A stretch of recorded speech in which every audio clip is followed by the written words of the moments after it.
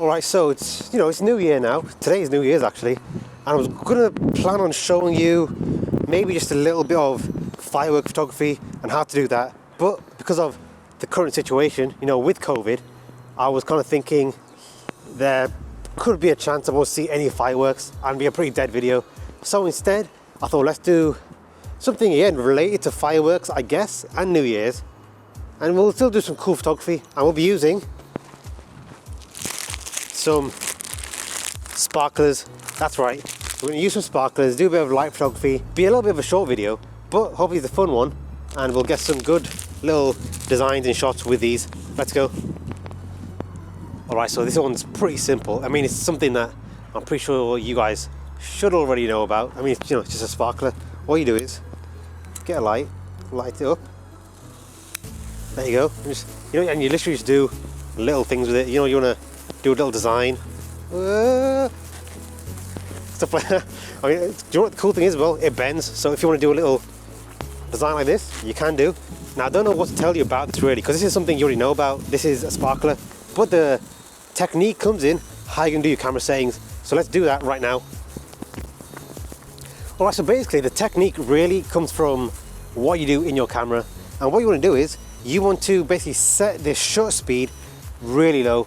And when I say that, I mean past the 0, because also what you can do is well, you don't want this kind of setting where it's pretty bright. You want to basically wait till it's nighttime, just so no other light is coming into the camera lens. You just want just this light coming in. That's why also you can see I'm wearing black on black. Obviously I'm going to cover up the design with the coat. You don't want any color or any light coming in to the frame. You just want this form of light. What we're going to do is, very simply, you can be anywhere you want, draw a design, do something like this, I don't know, something like this. Just do anything really, and you'll have a design. Now what you could do, you can be really creative and make a picture. I know, like a building, an item, just something fun, I don't know. We're going to do something very simple, just so I can give you a bit of a demonstration. But that is pretty much it. And now what I'll do is, I'll just show you some footage of, I guess, us just playing around with these, having some fun. It's New Year's, why not? And what we'll do is we'll end off with a nice little 2021 little one. But that's good. Let's go. Okay, just to start off with, I just want to mention a quick health and safety little thing. Obviously, this is a really cool thing to do, and it's pretty creative and is pretty fun. However, there are some things you do want to look out for. Now, obviously, to get really good results for this, it needs to be dark. So if you are going outside and you are going to a place like where I am, such as a park or just anywhere outside where it's dark really, make sure to go with someone, just so just to add that little bit of extra safety when you're there. And if you can, try and make it as safe as possible. Possibly just go to your back garden if you can, and if it's dark enough. Also, as you can see, there is fire involved, so again, try and be as safe as possible when doing this. First thing you want to do, make sure your camera is on and set the dial to M, which stands for manual. Next, you're going to change up your ISO. To do this, select ISO and then scroll down to 100.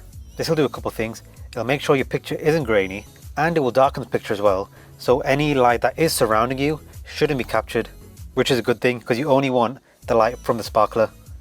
Next, you want to change your aperture. To do this, select your aperture and try and make it as narrow as possible. Here I'm going for something around 18 to 22. By doing this, it will allow less light to come into your picture. Also, if you are moving back and forth, left or right, basically moving in any direction, by having a more narrow aperture, it should allow more of your light stream to be in focus. Next, you want to change your shutter speed and make that really low. You want to go past the 0 mark and possibly set it to 10. This should give you enough time to do your light drawing, and it's also short enough to not allow any external light from around the camera to come into the frame. Now the last thing you want to do is make sure your camera focus is set to manual. If you don't have a DSLR camera to do this with, it's alright, you actually don't need one to do this. A lot of phones nowadays, they actually give you the option to do this with some settings. So what you want to do is, you want to find a setting in your phone which is basically called Pro Mode. It might be called Expert, but yeah, you basically want the Pro Mode. Then simply go to your shutter speed. Usually it's the icon with the S on it, so you want to click on that, then scroll all the way to number 10 or higher if you want.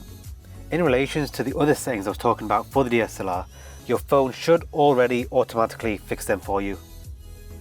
And there you are, you're ready to go and can start doing your light drawings. Now with this, you can get really creative. You can just do, if you want, just designs, you can do pictures, or just, I guess, weird abstract shapes.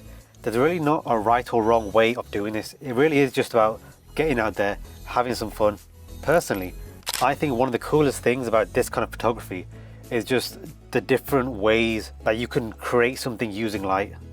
Sometimes we even just try to run about in the space and just create something really random, really weird, and hopefully it'll look good on camera.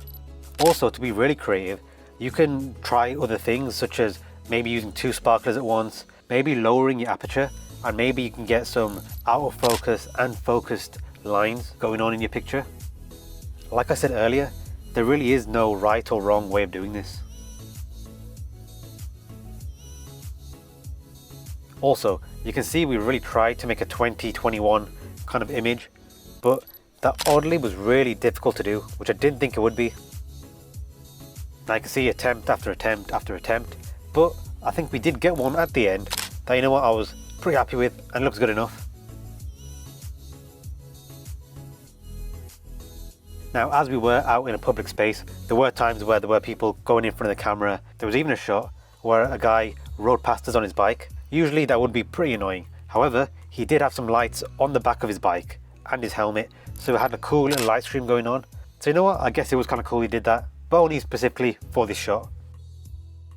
Honestly, I did forget how cool it was to do this kind of photography, and I love the idea that you can really get out a lot of creativity from this. So I'm thinking maybe I'll do another video like this in the future and show you a bit more light photography and some other tips and tricks of how to get really cool different images.